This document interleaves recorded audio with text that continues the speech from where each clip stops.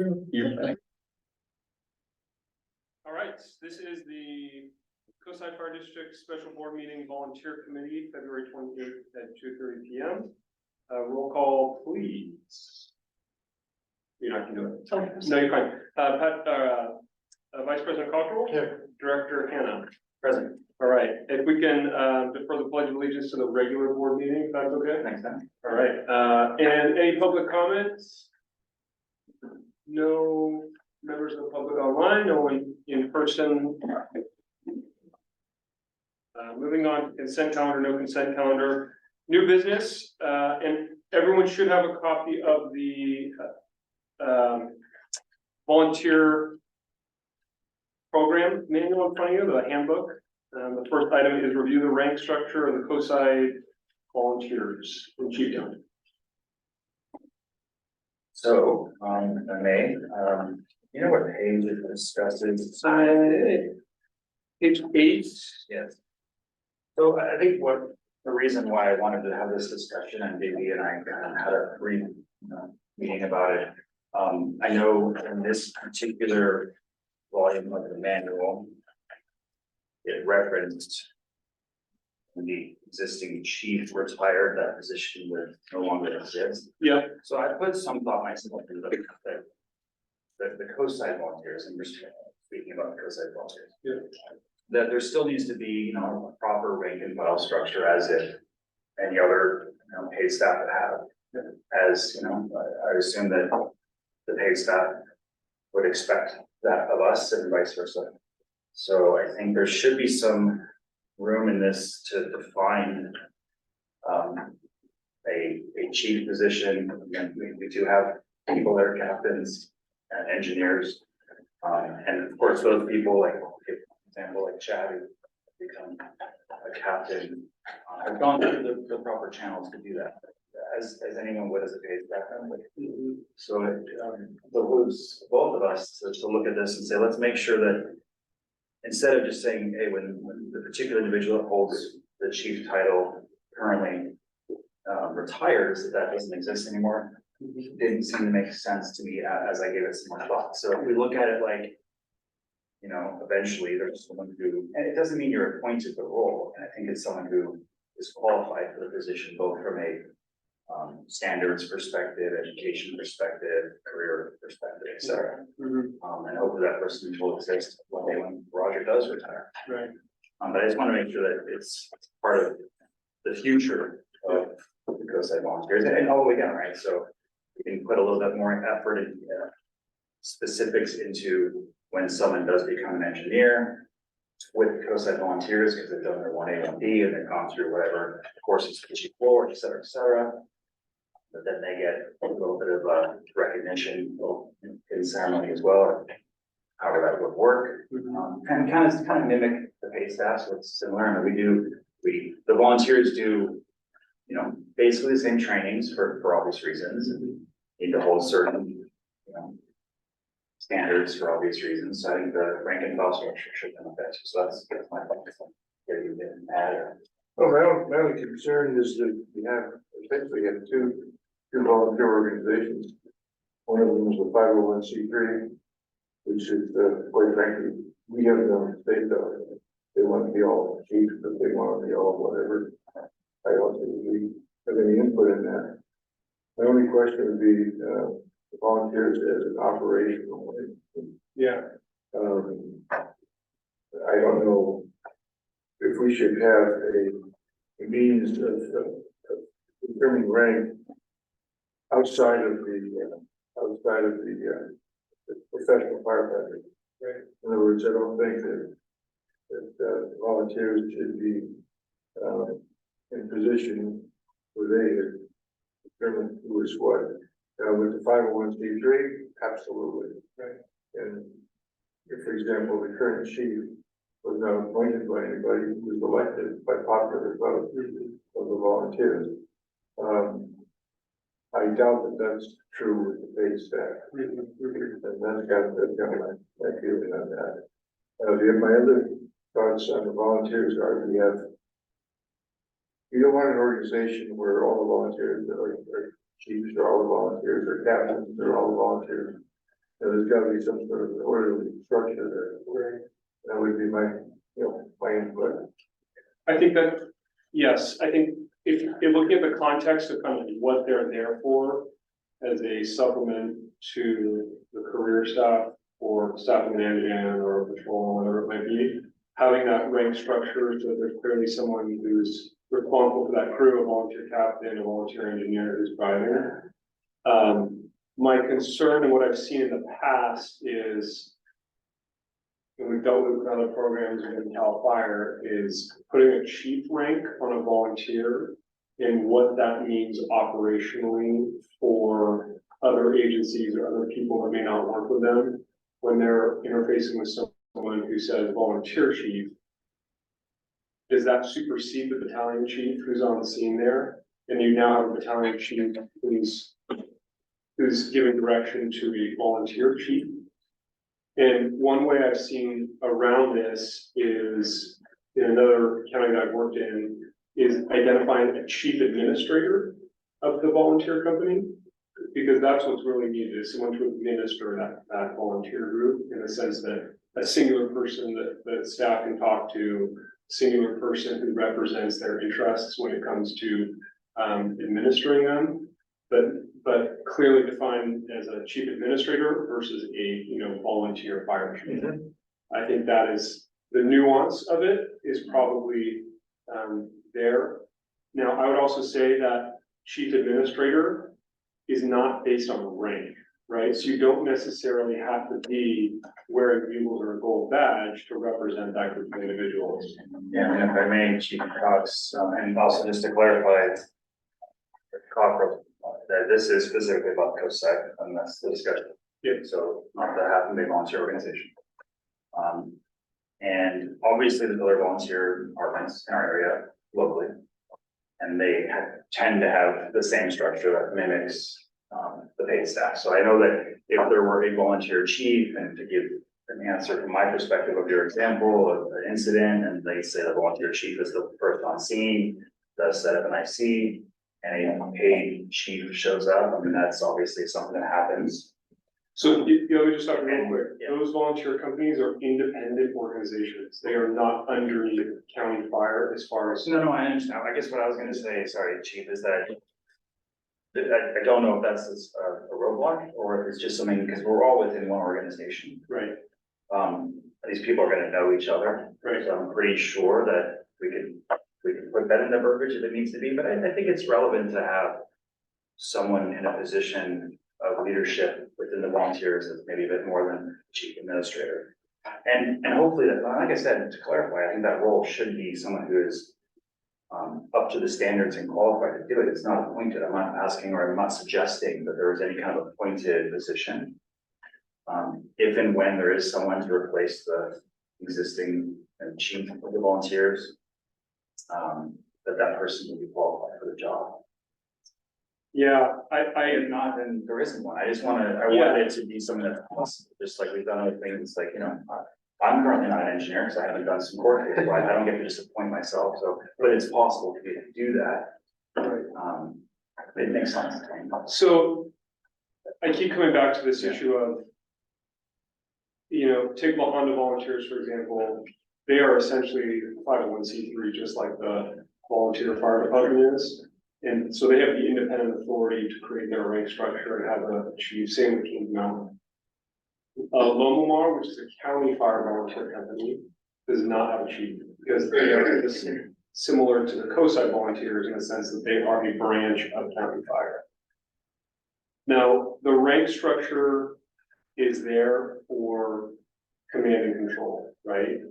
And I don't foresee a time when we have a volunteer fire chief who's running first out as the chief officer, taking command of an incident, and needs to have that title to be able to do so. That would be a big change in course for operations and a little bit of competing interest with the professional staff that we pay. It really, to me, is just that administrator, the person who's the go-to for the administration of those volunteers. I think we might be getting wrapped around the axle on the semantics, in the sense that Operationally, I haven't seen the need to designate somebody as a volunteer fire chief so that they are able to respond to calls and take command and start to direct, other crews, would be my input on it. My concern would be you've got something happening here. And you have someone from, picking something out of the air which has no basis. But San Jose shows up. It's a big problem we're having here. And we all wear uniforms, and you have a volunteer wearing a chief's uniform with the chief's new role.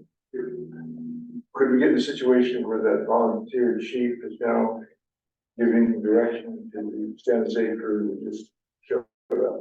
Well, so the way ICF works is the first unit there establishes command, Right. right? And it could be a volunteer rig that takes command, a volunteer management, that captain may take when we get there.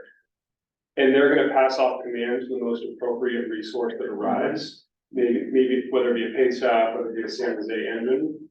The way the system works in this county is it would be highly unlikely that we would get someone from outside the county here first without an in-county resource arriving first, just because the way our automatic aid system works. We're much more likely to get a South San Francisco engine first in here, who at least knows the communication, knows the county.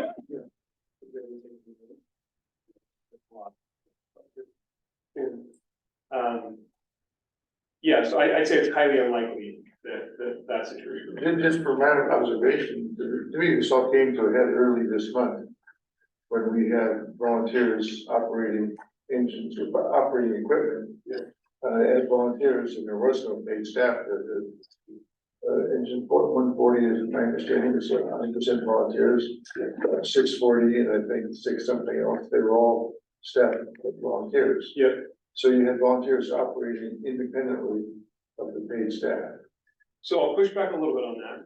So that was when they were supporting the DOC. Yes. DOC, right?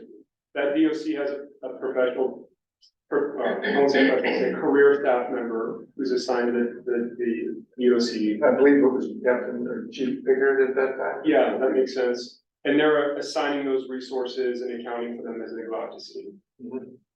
That is completely appropriate for a volunteer resource to go out and mitigate a power line down or a tree down. But that does not necessitate a need for a volunteer fire chief to also be involved. If it required a chief officer there, then it would be the battalion chief. And you can have multiple resources there without a chief officer, right? That happens all the time. You get an engine and a rescue there together. It's between those resources as to who's going to be the IC, and it most likely is the captain or the highest ranking person who's there. Who's comfortable taking that IC position. So then would it be appropriate to have volunteer captains? There are volunteer captains. That would be in charge of these issues. Yeah, there are volunteer captains who are responsible for that piece of apparatus. Okay, yeah. You want to stick around? Sorry, I was late. Good afternoon, everybody. And thank you for the distinction. I think is important that we're talking about the COSI volunteers, not the 501c3. Yes.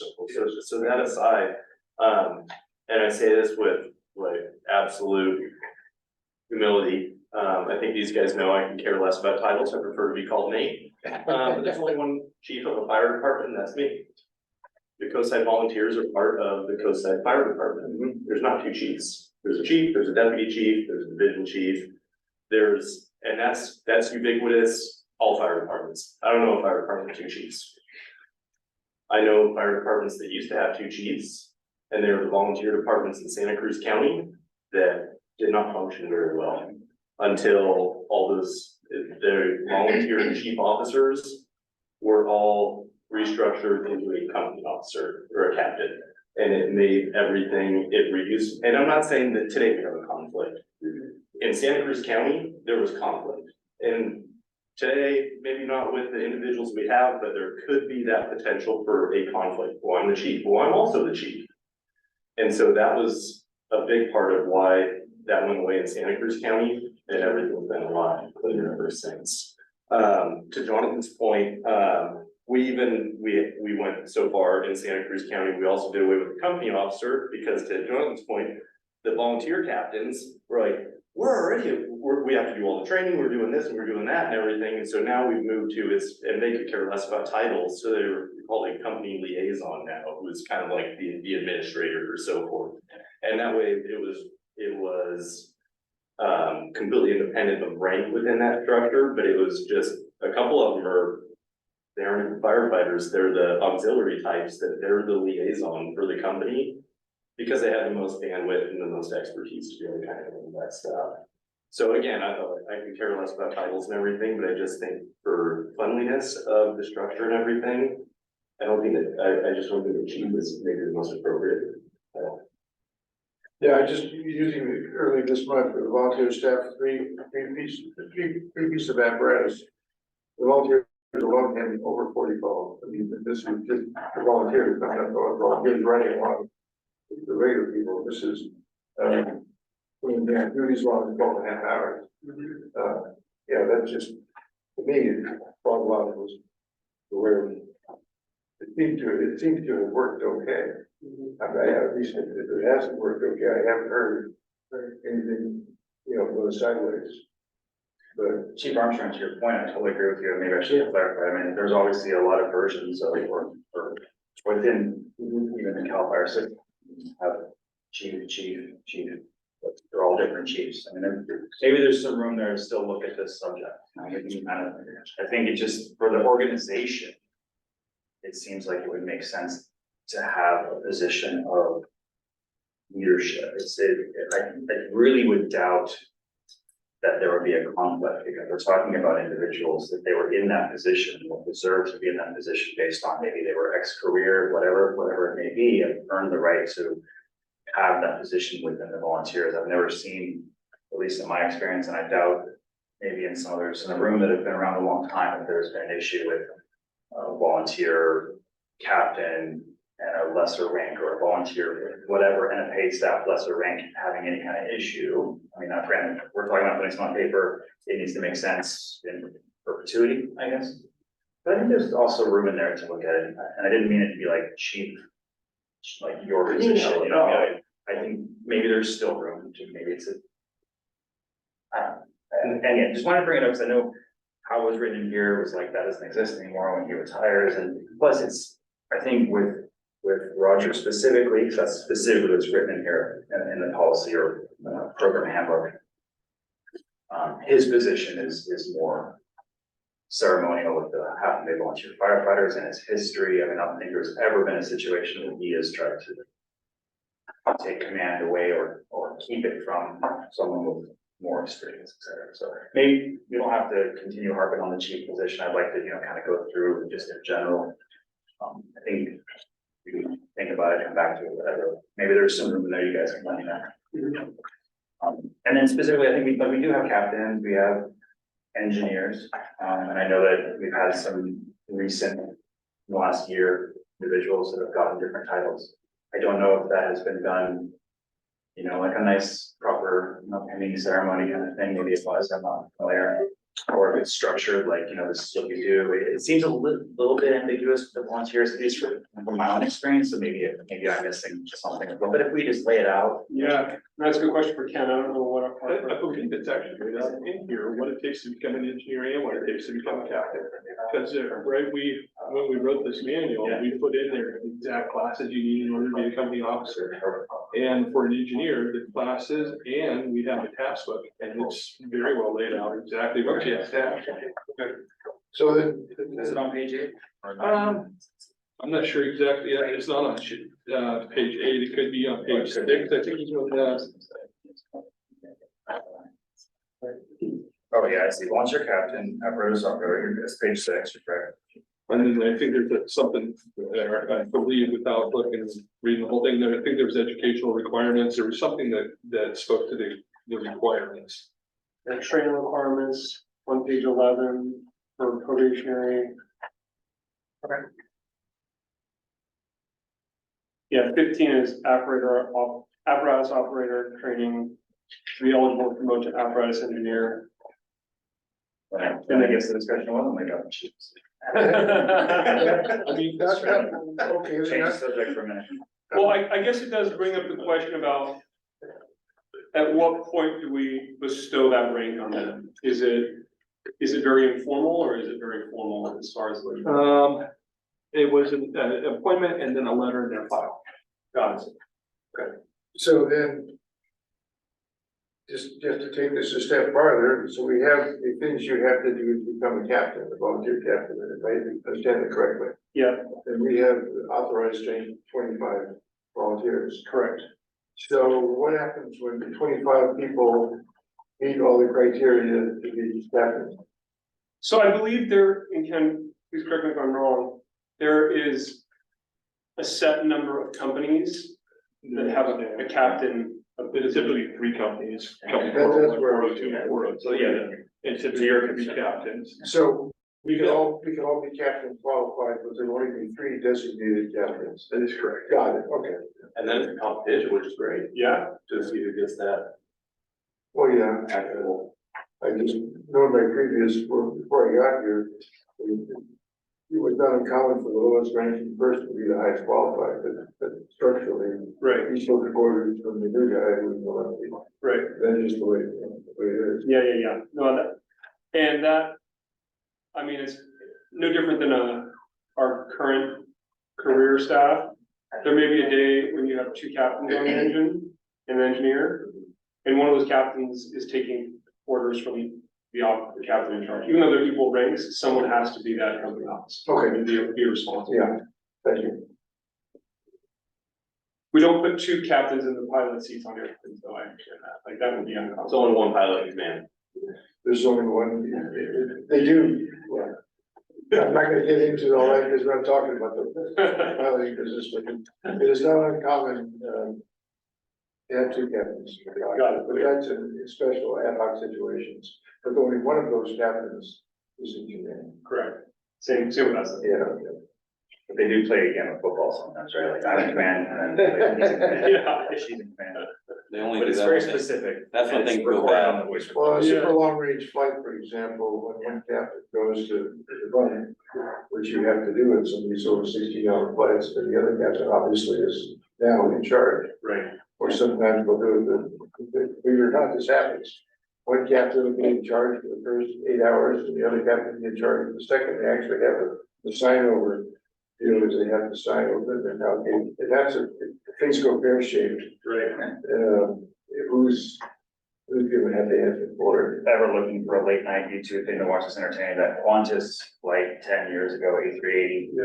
had an explosion in the engine, tore out the wing. Yep. And there was a training captain, 2 senior captains, there was probably 4 captains in the cockpit and a first officer or 2. Wow. And the whole thing was handled so professionally, primarily by the person who was in charge at the time. Right.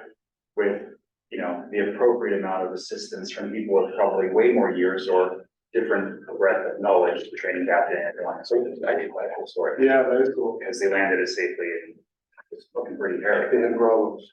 Yeah. A lot. Okay, so should we move on or should we, I mean, No, I think we can kick it again. So move it. Oh, yeah, I can move on, yeah. well, I mean, I know I guess I feel like I didn't really. I mean, yeah, we can move on. I can put some thought into this a little further. Maybe we can. Yeah. I don't know if there is room for something like I was saying. Well, Having a leadership role of the ranks of the volunteers, and it's. Yeah, I come back earlier this month where the volunteers staff more apparatus than the paid staff did.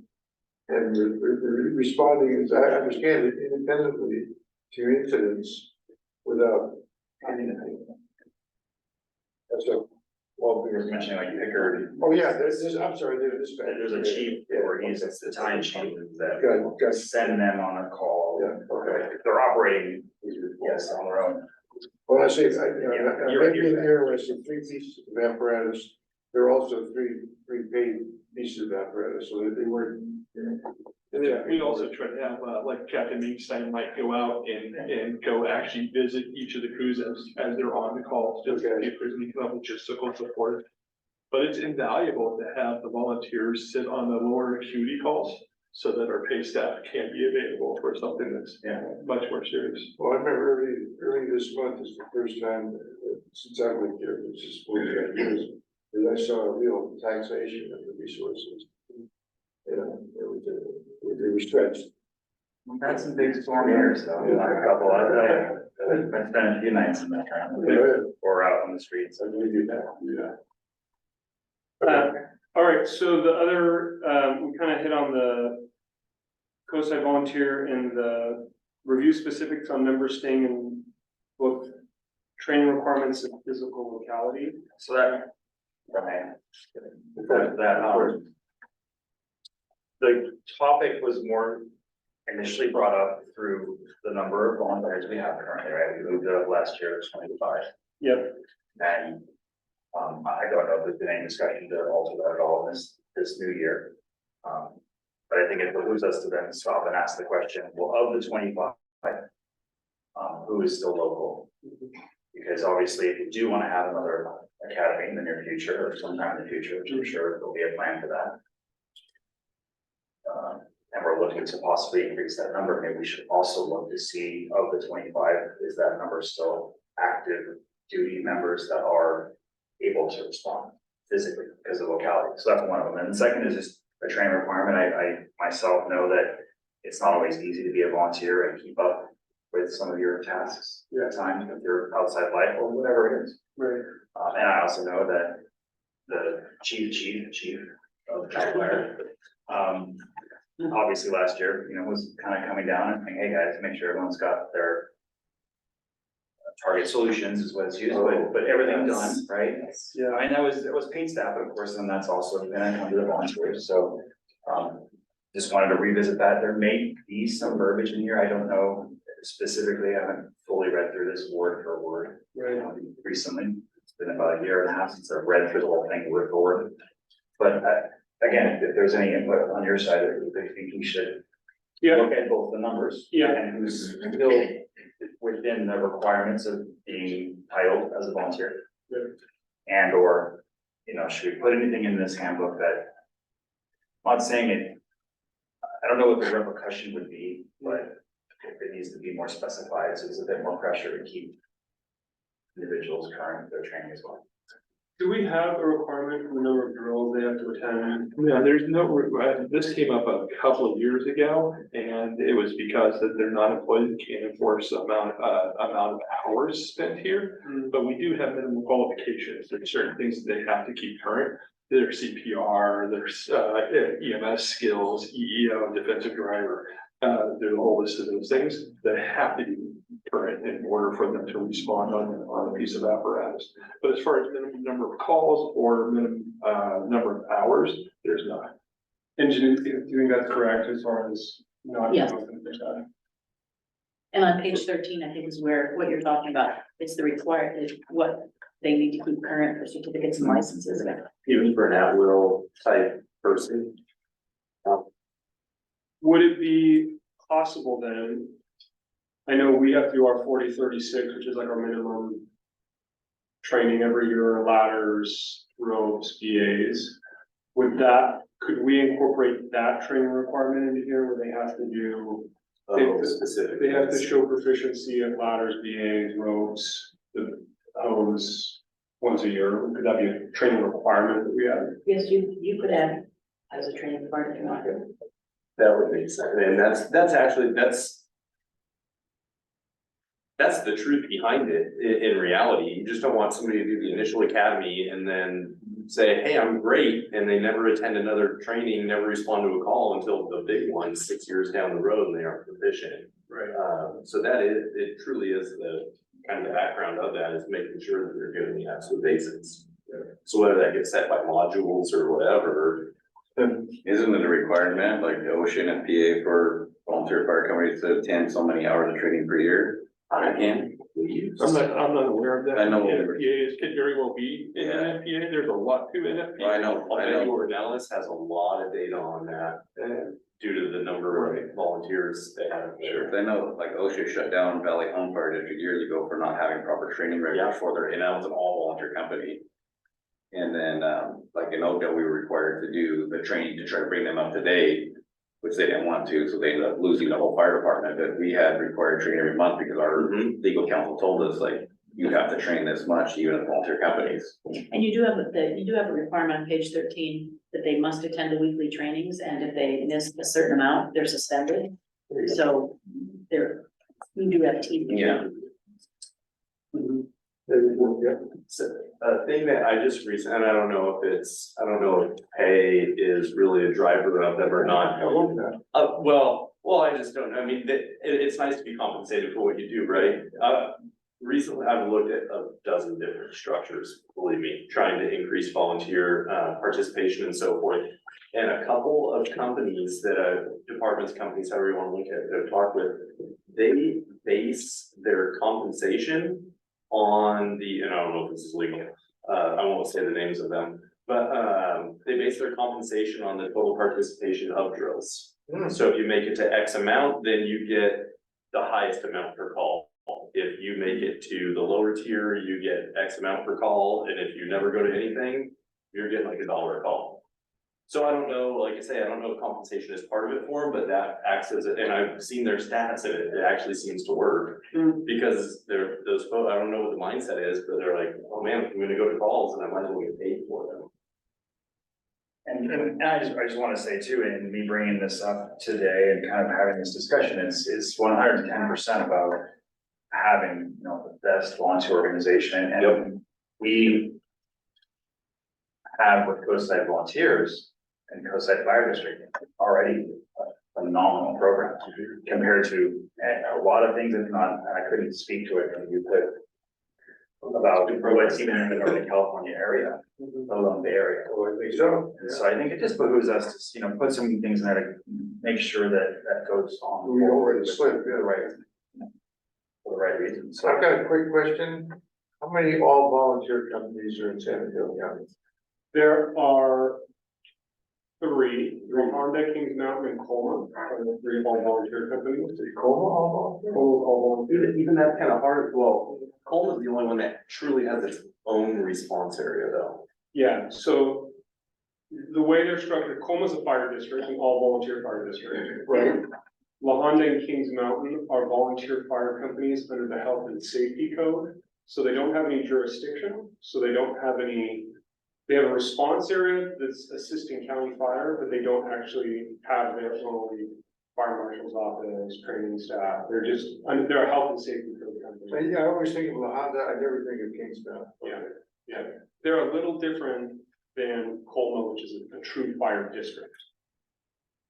Colma has a geographic Oh, I know, jurisdiction. I saw their entry the other day where I happened to be. Yeah. Actually, people, They're the agency of jurisdiction for Colma Volunteer Fire District, right? whereas Kings Mountain and La Honda, it's actually San Antonio County Fire that's the agency having jurisdiction. They're just a supplemental health and safety code company.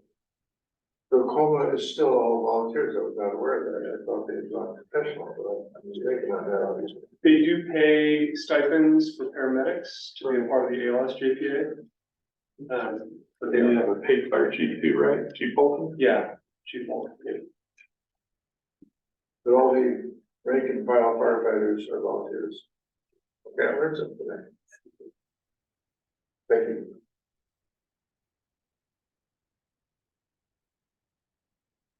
So I think it's worthy though to think about the 4036 training requirement annually.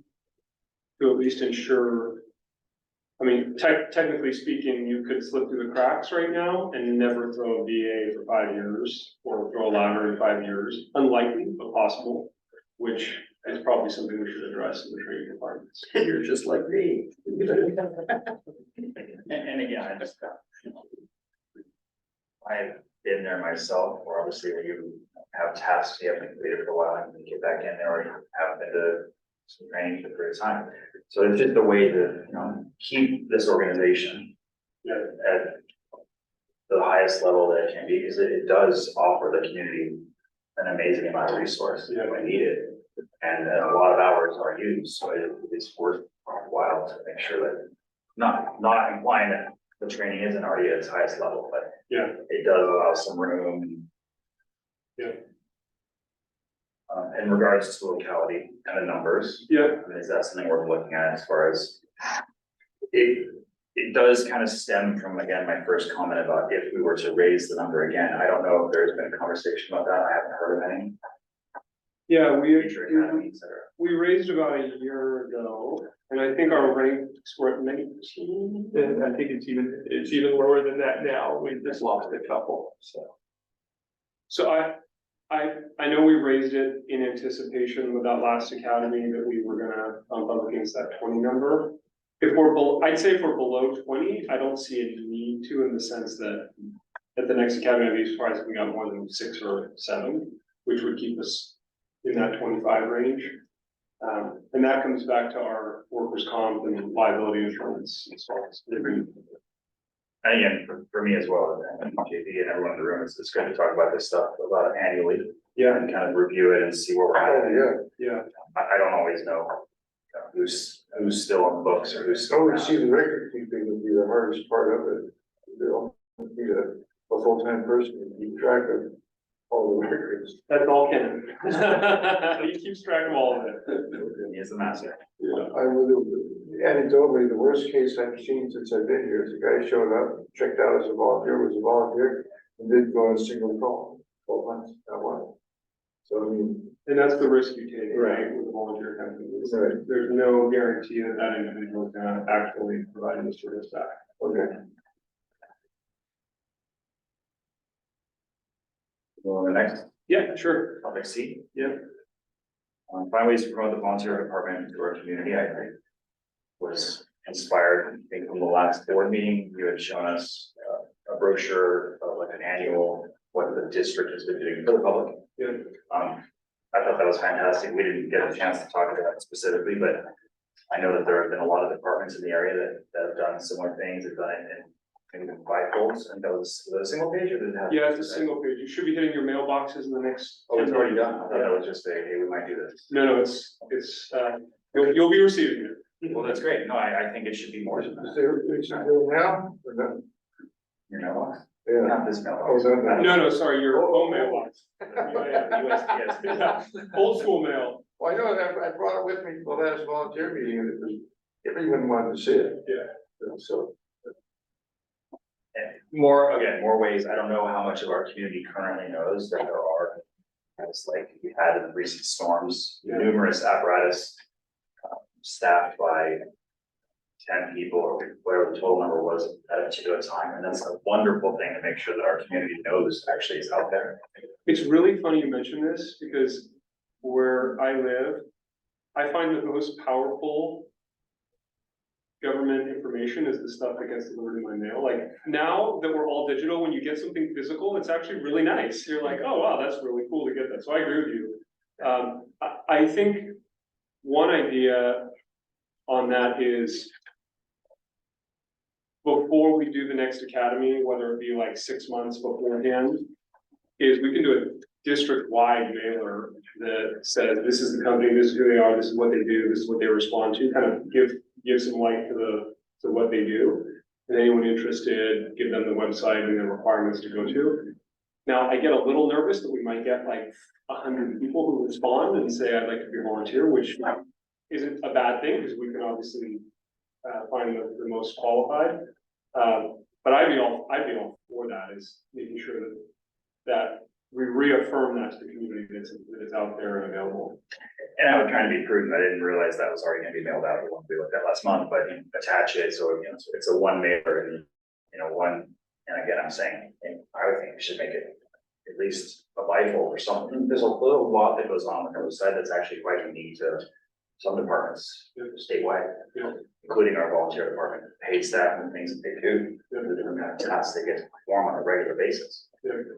So it's very much so, I think, worthwhile to praise. Yeah. And, maybe at times, there are goals that we haven't met yet, but we're gonna work forward on this, or Yeah, 100%. So if it makes sense, particularly this year, to do something separate, because that just went out, that makes sense. But maybe in the future, we put something together that, and maybe this is a full board discussion, but, to have just really, try and get that knowledge out there. yeah, and that's good, because every year we send that out, we are always looking for items to put in there, and, whatever, volunteer, spotlight and volunteer program is a good use of some of that space. I've noticed that Cal Fire emphasizes volunteers statewide. At one time, I think there were the amount of paid staff, the amount of volunteers for people. I don't know if that's still the case. And I know that down in Riverside County, the union actually sued the county for using volunteers instead of paid staff. Which I can understand that. Yeah. So that's it, you know, that's the extreme case, I suppose, where volunteers were supplanting. Be used in lieu of. Yeah. So I don't know if that's still the case down there, but what's happening with them. Yeah, and volunteering across the country for the fire service is getting more and more difficult to both recruit and retain. It comes down to just the commitment, the training commitment to the academy, the training commitment for weekly drills, staying proficient on certifications. The days of, you know, the people who work at the grocery store and the gas station jumping in the pickup are long I was gone. gonna say, well, I grew up with a volunteer department, that's exactly the way it works. Yeah, There was the gas station was right next to the firehouse, then the grocery store was across the street from the firehouse. yeah, And it's now a professional department, I'm not even sure they have volunteers at all. right. Kensington, California. Oh, yeah, yeah, next part of the world. It was back in 1950. Are we ready to move on to D? Yeah, sure. And that is continuing the paramedic program. I mean, JB and I discussed over lunch, I think we both agree that it was successful. Yeah. And, something absolutely worth continuing or looking into continue. I'm gonna add a couple of my concerns, but What did Cal Fire's take on it? I thought it was a success. Yeah, It's yet to be realized, right? yeah, that's my concern is just. Yeah. Until we get a shift worked on the floor, I won't really consider it a success. I think getting through the training has so far been successful, which is great. And a little bit that I've heard has been positive, that they've had a positive So experience. they should be finishing up fairly shortly, if I got that right. One of them's halfway through his internship and the other one is yet to start an internship. Okay. Now, the county through CSM within, their goal is within the next 2 years, will have their own paramedic program here in the county. Through the community college, and they're even talking about some sort of scholarships for some people to go through, so I think there's going to be some more opportunities very soon. I don't necessarily know that the program that these guys went to, it was the best way, but it's certainly effective. Years ago, there was a volunteer right here, who got her paramedic certification on her own, and they ended up going to work for LA City. How did she do that? Did she work for us? She did not. She was volunteer. Got it. So volunteers can go on their own. go to private school. But where were they? I mean, The couple of guys that went could have, well, technically speaking, they were reserving all the spots for fire department sponsored people, but through a community college program or most of the programs. And the reason that this program was, that we got those couple of guys in was, that was advantageous because it was through community college. Most of them are for profit now through an outfit called NCTI, which is owned by the parent organization AMR. And it's $25,000 to $30,000 per person. she may have done that. But that's how most people do it. It's just, that's the barrier of entry for a lot of people is that cost. I was kind of surprised when I was casting, oh, she's going to work for LA City. Well, really? The hell you say? If I were to make a recommendation on this, and Ken and Gary, please feel free to chime in. I would like to defer it until the beginning of next year to make a decision. Just to give us time to see the viability of the investment we've made and see if it was actually, if we can actually prove that it was a value add. I think if we're 9 months from now and neither of those employees work for the agency, then I don't think we're in a position to advocate for it working for the district, it being a good investment for the district. If we do see success with them coming and working for the agency, then I think by all means, we've proved that it's a sustainable program. I mean, that makes sense from your perspective. I think from the district's perspective and giving back to the community in that perspective, that there's a different thought. And I know that they're not completed with their internship, they're not this, so they haven't been hired. I don't know if that's not the metric that I'm judging the success on, per se. I don't know if other board members would agree with me or not, but that's how I feel about it. I think giving someone who's putting that amount of time into their community to be a volunteer in the first place and to be able to put that time in continuously over a long period of time for this community is a value add. And in some ways, I'm fairly sure that a few number of people on the board agree to doing the program, even if that was the only successful part of it. So I think talking about it now, not waiting a year, I think waiting a year is too long. I think that we at least discuss it. I know that they're not done, but they'll be done soon enough. They're almost within hiring range, right? Because they can get hired at this point. They were an engineer, is that correct? 6 months, within 6 months of completion. Within 6 months, They're both almost, but they both are within 6 months. they have to have a letter from their, the school, which they. They both got that. Yes, they've said they both have, and they both put in applications multiple times. Well, When you say put in applications, So with state service, any state job, it's a challenge to get through, the process. the civil service properly. process. Yeah, it's not the most intuitive system, and so they're navigating through it, and they've had a couple of challenges, but they're persistent, and they've applied again. So then every indication we have is they are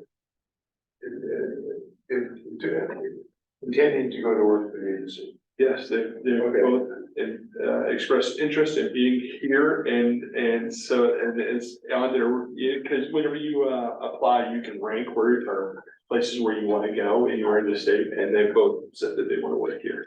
I spoke to one guy who basically was turning down a lot more money on his other job, to pursue the paramedic thing. He was definitely interested in being a paramedic, and he is a local guy here. So I didn't know he was wanting to be a paramedic in your place, or if he wanted to be a paramedic here. But in all fairness, given the state organization, if we were to say produce 4 paramedics a year, and they decide one of them wants to go to Alturas, one of them wants to go to Riverside County. We have increased the available supply. In theory, if we do that, then inevitably some of that additional supply, it might not be our guys, but someone else may end up here in the position. That's my only thought. My concern would be that the district pays for people and they don't end up here. So I think that's the end story is if they end up here, it benefits the district and the taxpayers and the community. But ultimately, there's nothing to stop them from going to Central County Fire, Redwood City, making more money, and then there's no longer benefit to the coast side as volunteers or anything, because as soon as they step to those other departments, they're gonna step away from being a volunteer because they'll no longer have time. So that would just be my thought, is to see these guys actually get their foot in the door, because otherwise the district, in essence, wasted a ton of money sending 2 people to training that doesn't benefit the district anyway whatsoever. So I would like to see them, kind of like Chief Cox said, just kind of see them finish and actually have their foot in the door, wearing this patch and know that it benefited, know they're here in the community and it's working. Because as a taxpayer, which I'm not in this community, but I would be concerned to say, man, why are we sending these people to? I was this gonna amount say of that training? we do have a responsibility. Yeah, and it's not actually benefiting the It's taxpayers. pretty clear, like what I recently just said, that these are people from, these are young individuals that are coming up through their career. They've chosen to become volunteers, they've put in time into their community. Just to counter, as said, Chief, if they do go somewhere else, it's still. Yeah, I mean, it's still a benefit to the community, and your taxes go towards all kinds of education throughout your life, and I think that someone who has already become a volunteer firefighter, who's then already become an EMT volunteer firefighter, who then has an opportunity to continue doing something that we're able to do, we have done at least once, absolutely successfully. That is, at least in my opinion, an absolute benefit of the community of the coast side. And Yeah. again, I'm gonna reiterate that one more time, is that it's not, the metric is not whether or not they get hired for CAL FIRE as a success or not. That's almost a conflict of interest in that sense, because the community of Coastside will be paying for this. CAL FIRE, in some essence, if they get hired with CAL FIRE, will be benefiting from it. So I don't think that's a problem, but from what I've heard today, it's a little disconcerting. So I'm just, and don't get me wrong when I'm saying, I'm a believer in it, we put a lot of time into making sure this happened. I think these first two individuals that are going through are really our test case for whether this is something that, in my opinion, a good investment for the district, right? Like, I'm looking out for the dollars and cents of the district. And if operationally, I see a benefit that we now have 2 additional paramedics working for us, or even say 1 paramedic working for us of the 2, that's reasonable. Then I would say by all means, we've identified the problem, we've put people through the training, and we've helped solve the solution.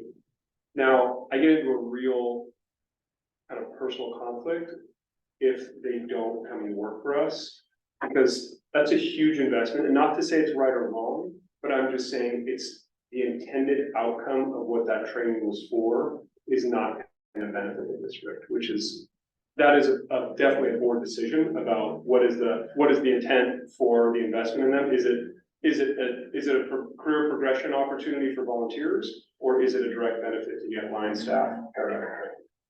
Find all the training we pay for the volunteers does benefit the district. Correct, yeah, the other training does directly, right? And it also helps them get jobs other places as well. Those are some of the basics. Sure. Paramedic is just one of those specialty ones, and because there's so few of them, they're so valuable. Ken, are there folks in the program, in the volunteers right now that would be interested in or capable? It's possible. I have heard you say, hey, the next time this happens, I would love to go through, but there has been that. I'm just curious if you might be able to put the dealer out and be able to do some, we can run through the same kind of, to see if it's and that way. We're a few months out from the next deadline to submit names for a program, if there was interest. That'd give a little bit more time for these two, for Lucas. Why can I never remember Jeremy? Jeremy Schmidt, I never remember his name. For Jeremy and Lucas to get a little bit closer, and maybe then we have a little bit more metric for the board to make a full decision. 100%, we could And definitely do that way we're at least moving in that direction, and Makes sense, but there's no promises. The board's reiterated numerous times in normal board meetings that everyone's been very happy and wants to be doing it. There hasn't been a negative moment that I've heard, meetings that I've had. I think there hasn't been an outcome though yet. I think if both of those guys took jobs with Redwood City, I think some of the board would be like, well, that didn't work. That's just my opinion. You know, I mean, appreciate it if they both did that, cause it's like. Again, that's not the entire board's metric of what Yeah. success is. Right. And that's, the good number of people on the board, but I'll speak for myself. The metric includes that as an outcome, right, that they get hired currently with CAL FIRE, the contractor on the coast side. Right. But it doesn't exclude being a success if something else happens. Of course, the assumption is someone else is doing the same thing in another part of the state, and they end up coming here. Yeah. So I mean, And I also, it comes out. it does a little bit confuse me when we talk about the amount of costs, et cetera, because there's a lot of cost involved just becoming a firefighter volunteer. Yeah. So I don't think that saying out loud numerous times that, hey, this is a lot of cost and maybe we shouldn't do it if they don't get hired, and just kind of the way that conversation is going, it doesn't. I don't think it lives up to the goal of how the board voted yes to do this in the first place. That's my opinion, but we can discuss it at the meeting. I want to be able to come back to the board what we discussed today, and that's the whole point of the committee. So I think JP and I discussed this earlier, that if let's continue it forward. I mean, yeah, hopefully they get a career with the CAL FIRE contract in Coastside. Yeah. If they don't, though, I still think that we agreed that it was a value add to the community, and that's important. I think we should definitely do a feeler, whether or not Chief Cox or Armstrong would like to pen something or send an email, saying, hey, we're looking at the possibilities of doing this again. Who is interested, or Chief Lord, whoever wants to do that. You guys have your structure in terms of that. Well, I think it should be an ongoing question, to be always an open question out there. Do you have interest in becoming a paramedic? Yeah, happy to. Yeah. Okay. And would you be available to stop what you're doing for the part year? Yeah, I mean, well, actually, that part-time program, I don't know what this gentleman's ability was to continue with their, but only a couple days a week, that's the intent of that is to drop it. Well, and the downside was it wasn't local, and hopefully in the future at CSM, that'd be fantastic. Maybe with CSM, maybe there's a way to have a bit of a, Agreed. you know, we're all in the same. I also know how long it takes to get a program up. And 2 years is if they haven't started yet, it's a long people. I just want to keep us on track because we're supposed to be starting a veg management committee meeting. The final item is the budget review I think and. the veteran will be pretty quick. Okay, I'll worry about that. Yeah, but so yeah, let's just review, I mean, we recently started a little bit of tracking of understanding what the volunteer department, there has been concerns brought up about what's spent, what's not spent. Yep. Yeah, so all we've done so far is we've line itemed out, any cost associated with the volunteers and specific volunteers, PPE, radios, equipment, and training. So that's in the monthly spreadsheet as far as anything that we've identified specifically purchased in relation to them. And the tracking, Yeah, I don't think we've spent much, to tell you the truth. I think PPE is probably the only thing that we've purchased that relates to the volunteers. And then I believe this, the stipend is that we pay for the folks that are in paramedic school as well. that's, I guess that's good, we haven't spent, we obviously didn't spend too much. No, And you were saying we haven't spent much of the set number for each item. yeah, I know the county would see it differently, but I know that when we were training the volunteers, they'd be trained by staff as we can be here anyway. sometimes there is overtime associated. Oh, there is? Yes. Okay. So like Chief Lord works a shift when the academy's on the weekends, those weekend hours are overtime for him. Oh, So those are not gonna be line item in specifically out of the CAL FIRE contract. We can't delineate within the CAL FIRE contract overtime for volunteers versus overtime for shift coverage. So those are racked up into the CAL FIRE contract. Anything physical or training specific to the individual we can track. okay. Thank you.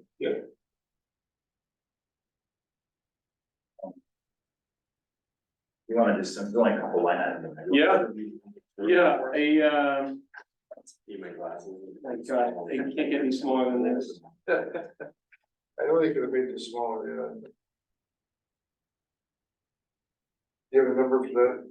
Chief?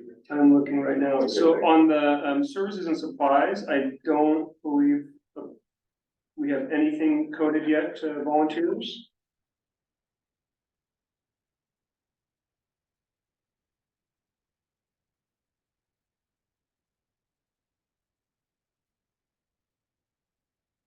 So volunteer radios is the only thing that we have spent money on in October.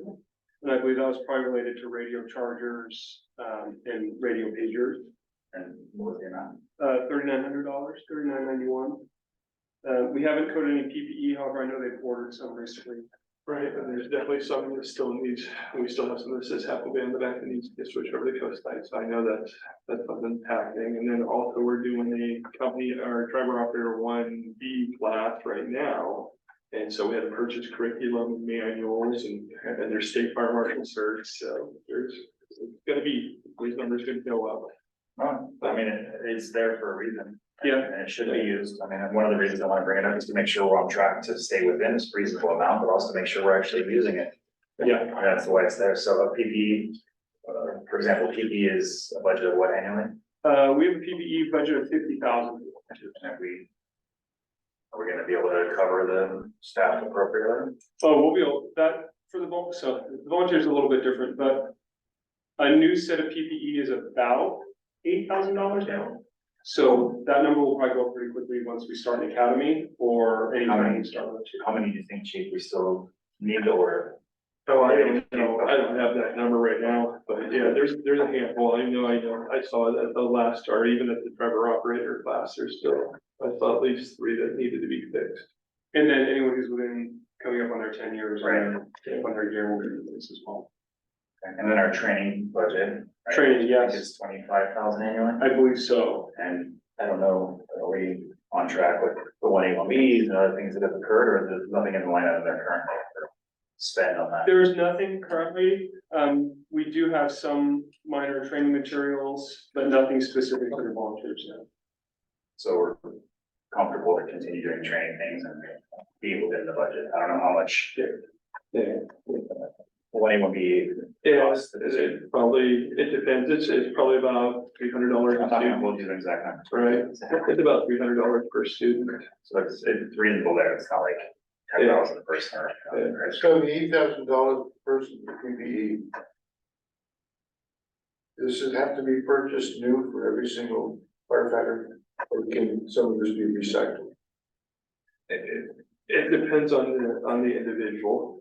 So some of it, right, if it's still serviceable, we can reuse it. But depending on the size of the Oh, individual, I see. like a size 14 boot there's not very many size Yeah. 14. And availability. Okay. It's also prideful to make sure it says the right thing on the back. Oh, for sure, I mean, There's a couple of reasons. All right, then those pretty much something on the line item, right? Radios and training. Yeah. Other supplies, Yeah, PPE. PPE. Yeah, all this is important, especially for trained paramedics, so we have to Yeah. come up with exactly how much we are putting in the pot. Well, and I think one of the drivers for me even wanting to, and thank you for doing this, by the way. Yeah, of course. To have some kind of tracking of it is I do feel in some ways, that there's been discussions previously within the board.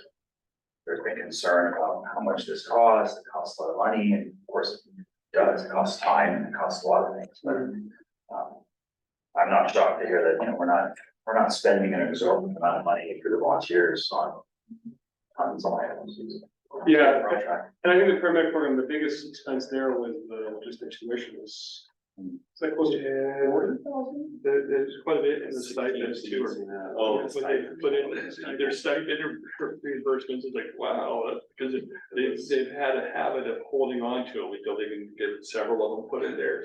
Well, and hopefully, as I believe we will move forward with this program, hopefully that we can have it more local. I don't know what the options are there, whether it's CSM in a couple of years, or there's anything else besides that. But, Yeah, that I think too is, it's in our county, it's in far, right?